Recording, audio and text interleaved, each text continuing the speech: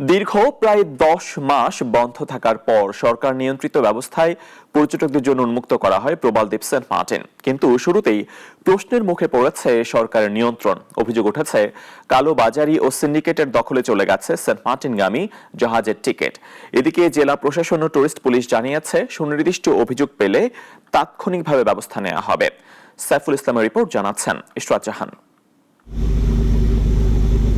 নারিকেল জিঞ্জিরা খ্যাত দেশের একমাত্র প্রবাল দ্বীপ সেন্ট মার্টিন দীর্ঘ 10 মাস বন্ধ থাকার পর সরকার নিয়ন্ত্রিত ব্যবস্থায় পর্যটকদের জন্য খুলে দেওয়া হয়েছিল দ্বীপটি, কিন্তু শুরুতেই হোঁচট খাচ্ছে সেই নিয়ন্ত্রণ।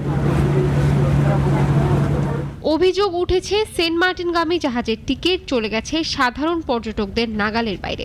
শুরু হয়েছে কালোবাজারি ও সিন্ডিকেটের দখলদারি।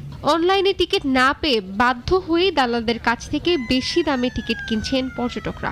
4000 টাকা দামের টিকিট আমার কিনতে হয়েছে 8000 টাকা। আমার বলতেছে যে এই 3টা টিকিটের দাম, একটার দাম 8000 টাকা। তাহলে এই টিকিটগুলো আমরা বিক্রি করতেছি 4000 টাকা করে। তাহলে এখন 8000 টাকা হলে তো এটা অনেক বেশি না? 2000 টাকার টিকিট বিক্রি হচ্ছে 6000 টাকা। 6000 টাকার নিচে কোনো রকম টিকিট দিচ্ছে না।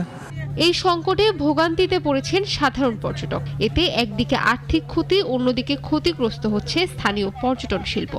রেগুলার 2000 করে যদি আপনার টিকিট দেওয়ার নিয়ম থাকলেও ইতিমধ্যে যে কয়েকদিন জাহাজ গেছে 1200 থেকে 1300, এর বেশি যাত্রী হয়েছে বলে আমরা মনে করি না। আমাদের বাচ্চারা খুশিতে আনন্দিত, মানে তারা সেন্ট মার্টিন যাবে, কিন্তু দুঃখের বিষয় হচ্ছে আমরা গেলে টিকিট পাই না।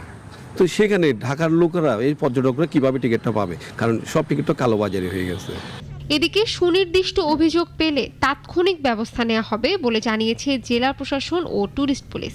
যেসব পর্যটকদের কাছ থেকে কালোবাজারিরা এই ধরনের টিকিট বিক্রি করছে, সেই ধরনের পর্যটকদের কাছ থেকেও আমরা ইতিমধ্যে তথ্য পেয়েছি এবং আমরা খুব শিগগিরই তাদেরকে আমরা আইনের আওতায় আনবো। এই ধরনের কালোবাজারি শুধু টিকিট কেন, কক্সবাজারকে নিয়ে, পর্যটকদেরকে নিয়ে কোনো ধরনের দুষ্টামি ফাজলামি টুরিস্ট পুলিশ অ্যালাউ করেনি, অ্যালাউ করবেও না।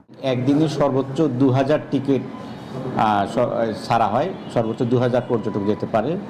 যেহেতু এই মুহূর্তে পর্যটকদের চাহিদা অনেক বেশি, সেক্ষেত্রে হয়তো বা চাহিদার তুলনায় টিকিটের পরিমাণ কম। পরিবেশ রক্ষার নামে চালু হওয়া নিয়ন্ত্রিত পর্যটন ব্যবস্থা যদি কালোবাজারিদের দখলে চলে যায়, তবে সেই লক্ষ্য কতটা সফল তা নিয়েই এখন প্রশ্ন উঠেছে। দ্রুত তদন্ত ও স্বচ্ছতা নিশ্চিত না হলে সেন্ট মার্টিনের পর্যটন ব্যবস্থাপনা বড় সংকটে পড়তে পারে বলে আশঙ্কা বিশ্লেষকদের। ইশরাত জাহান, নাগরিক।